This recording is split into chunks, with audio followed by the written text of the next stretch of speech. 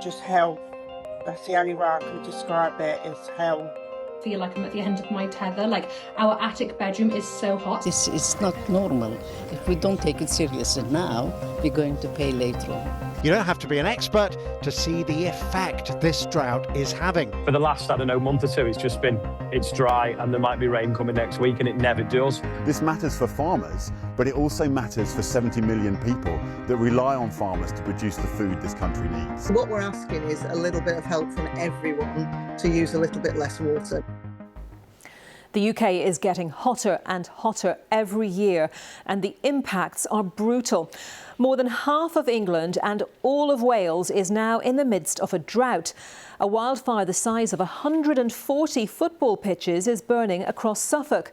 Almost 3,000 heat-related deaths are estimated in May and June alone, on track for a record high for the year. And it's only going to get hotter. Scientists say climate change makes heat waves more frequent and more intense. Over the next 10 minutes, we'll look at what needs to be done to deal with a hotter Britain, how you can adapt in your own home, and what lessons we can learn from other countries. Well, here to help us through is our senior climate and science reporter, Esme Stallard. Esme, heatwave after heatwave, fires burning near towns, temperature records falling. Will it be like this every year from now on? Exactly. I mean, you look across the world right now, and many countries are struggling with extreme heat. I mean, we've mentioned Europe there, but also in North Africa, temperatures approaching 50 degrees. Japan has had a record number of days over 40 degrees. Unfortunately, due to climate change, we are expecting global temperatures to continue to rise. We cannot guarantee that every summer we will see these types of heat waves, but certainly we expect records to be broken. And the key reason for that is that we are just continuing to burn fossil fuels, which increase the amount of planet warming emissions. Even if tomorrow we were to stop doing this altogether, some of that is still baked in, and we are likely to see temperatures continue to rise for the next few decades, which will bring these more severe heat waves. Now let's look at how you can cool your home. The first option is air conditioning. It's possibly the most straightforward solution and used globally. Almost every household in Japan and America has aircon installed to keep their homes cool. 86% of South Korean homes have aircon. In Saudi Arabia, it's 63% of homes, but that percentage rises to almost 99% when you consider all commercial buildings and hotels in the country. But what about Europe? More than half of the homes in Italy have air conditioning. It's more than 40% in Spain. A quarter of French homes are also air conditioned. Then there's the UK, where only around 5% of homes have air conditioning installed. That number is rising fast, though. Air conditioning companies have reported that business is booming, with one saying inquiries for its home units are up by 300% this year. Back to Esme. More homes getting air conditioning. Is that the answer? It depends who you talk to. I've been looking at this a lot over the last few weeks, and it is a very contentious issue, even among scientists. The UK's climate change advisors, the UK Climate Change Committee, did an adaptation report quite recently. Their recommendation is in those spaces where there are vulnerable people, so for example, hospitals and schools, they would recommend that aircon is installed within the next 10 years. They say this modelling suggests that this could bring the heat-related deaths down by 40% by 2050. But we've also spoken to Professor Matt Santamouris, who is one of the leading experts in the heat island effect, where cities can kind of drive up the amount of heat that we're experiencing. And he says we cannot use aircon to pull ourselves out of climate change. Two reasons for this: it will increase energy demand, which will in turn drive up emissions and the warming effect. Not to mention, all the aircon does is sort of throw that heat out from a building into the street. In Tokyo, for example, you mentioned Japan there, they have so much heat generated by the aircon, it's the same amount as energy as they feel from the midday sun. He recommends other measures, passive measures, which can have more of an impact. OK, well, let's talk about that, because air conditioning can be really expensive, Esme. What else can we do to cool our homes then? Well, in the UK, our buildings are designed to keep the heat in. Of course, for centuries, we've had a very mild, cold climate. But there are examples in Europe that we could put in place here. One example, of course, is shading our windows, putting shutters on them, making sure the sun is off the outside of our buildings, particularly glass. For a long time in many cities, if you look at the types of buildings that were built in the early 2000s, a lot of glass, huge skyscrapers. The building regulations were changed in 2024 to reduce the amount of glass, to try and stop some of that midday sun on our buildings. These are measures that can be designed into the home, but of course many of our properties are already built in the UK, so it could require retrofitting a lot of those properties. And there are far warmer countries than the UK, Esme. What do they do to keep their homes cool? Indeed, there are many lessons from other countries. I mean, just one example that I would give is in Burkina Faso, in West Africa, they do this very often, where they have these raised and extended roofs. What this does is it helps to draw the hot air out, while also stopping the midday sun kind of glaring down on that building. There are many examples across the world where you could bring this in. They also use more natural materials which don't absorb the heat as much as concrete and brick. So certainly lessons from, as you say, other countries that struggle with even warmer temperatures. Now, extreme heat often means a severe lack of rain, and despite the UK being notorious worldwide for its rainy weather, even we are not immune. Half of England and all of Wales are now suffering from a drought. Here's our climate editor, Justin Rowlett, with the details. England has received just 4.4 millimetres of rain so far in July. That's what?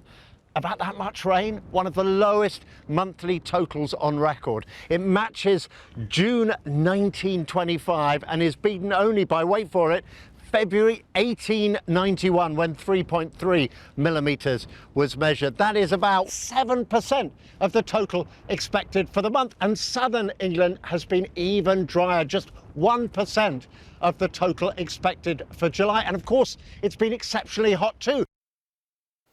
Farmers bear the brunt of the impact when it comes to a drought. They rely on rain, of course, to grow their crops and to ensure there's enough feed and water for their livestock. But the extreme conditions are making farming really difficult. Here's one farmer on how he's been impacted. Due to the lack of rainfall, our crops have obviously died off early. We've suffered yield loss. Any grass that we had up until sort of the middle of June has literally dried up and disappeared. Henceforth, we're feeding winter rations already for some of the sheep. We've actually had to bring some of the breeding flock in because we've started to tuck the ewes this month, ready to lamb in sort of Christmas, January time. And because of the heat and the stress that's had on the rams and the ewes, we've had to bring them into the shade, into some buildings, which obviously, again, we're having to feed them winter forage because they've got no access to grass, if there'd have been grass out there in the first place. So I would say our wheat yields this year, following a poor harvest last year, we're probably anywhere between 35 and 50% down on yield. Well, the bottom line is we will be running a loss. I don't think, doing rough figures in my head, I don't think we'll even break even on the arable side of the farm this year, simply due to the loss of yield. So drought's having a huge impact on farmers on the front line, as is very clear from that. But Esme, also in the home, one of the most asked questions we have is, what does a drought mean for me? It's a great question. It might surprise some people, but there's no official definition of drought. That's because there are different types. So there is environmental drought, there's farming drought, as we've been hearing about, but there's also water supply drought. It's a different picture depending on where you look in the country. For those particularly in central and southern England, this is a real problem. That's for a combination of reasons. As we heard there from our colleague Justin Rowlett, low rainfall, which means that some of those reservoir levels have been dropping, but also groundwater levels are lower, but also high demand. Because of the high heat, many people are watering their gardens more, they're filling up their paddling pools, and the result of that is that many water companies have now put in place what we call temporary use, or more commonly referred to as hose pipe bans. This is a precautionary measure to make sure those levels remain high enough to provide water supply. But there are now more than 20 million people across the country under those bans, so that is affecting how you can use your water at home. So that's what the restrictions are, but can we do even more in our homes to try to save water? Here's Jonathan Paul, Associate Professor in Earth Sciences at Royal Holloway, University of London, on that. Small saving measures which might seem trivial on a household level. Things like taking shorter showers, making sure you switch the tap off when you're brushing your teeth, using a watering can instead of a hose when you're watering your garden. If you multiply this on a household level by however many people are in water stress regions, 10 million, 15 million, this does have quite a profound effect. Esme, that's outside, but could we be forced to ration water inside as well? I mean, at the moment, that's not a measure that's being looked at, but over the long term, it is something that governments are concerned about. At the moment, there is estimations that we'll be short of water by 50 billion litres a day by 2055. There is recommendations we try and reduce our water usage inside the home. At the moment, in the UK, on average, people use about 140 litres per person per day. In other countries like Denmark, that's closer to 100 litres, so that could make a difference in trying to kind of pull down some of that shortfall that we are seeing. But there are also many other measures that we're being recommended to do to help us conserve water. And droughts are much more common in other parts of the world. So Esme, what can we learn from other countries on that? Well, it's interesting because if you look at our winters, they are fairly wet. They're expected to get wetter because of climate change. There is an argument that we shouldn't really be suffering from drought, and there are measures that can be put in place. So, for example, the National Farmers Union of England and Wales said that abstraction licences, so the licences given to farmers to take water out of rivers and of the groundwater, should be made more flexible. So when we get very wet winters, they can take more out, store that on site, and then they can use that if we get a dry summer. There's also been calls for far more reservoirs to be built. We haven't built a significant reservoir in this country since the 90s. Now, Emma Hardy, the Water Minister, said they are looking to reform the sector, the biggest investment we've seen in decades, and that 9 reservoirs are planned, but the earliest of those won't come to the mid-2030s. The other kind of key measure that's being looked at is trying to reduce leakage in the system. On average, there's about 40 litres per person per day lost through leaks. That would help to bring down to kind of the acceptable levels or recommended levels of daily water usage. So there are many measures that can be done, all of them expensive potentially, and also require changes to the current planning system. Esme Stallard, thank you very much. And that's all you need to know about how the UK can adapt to extreme heat conditions.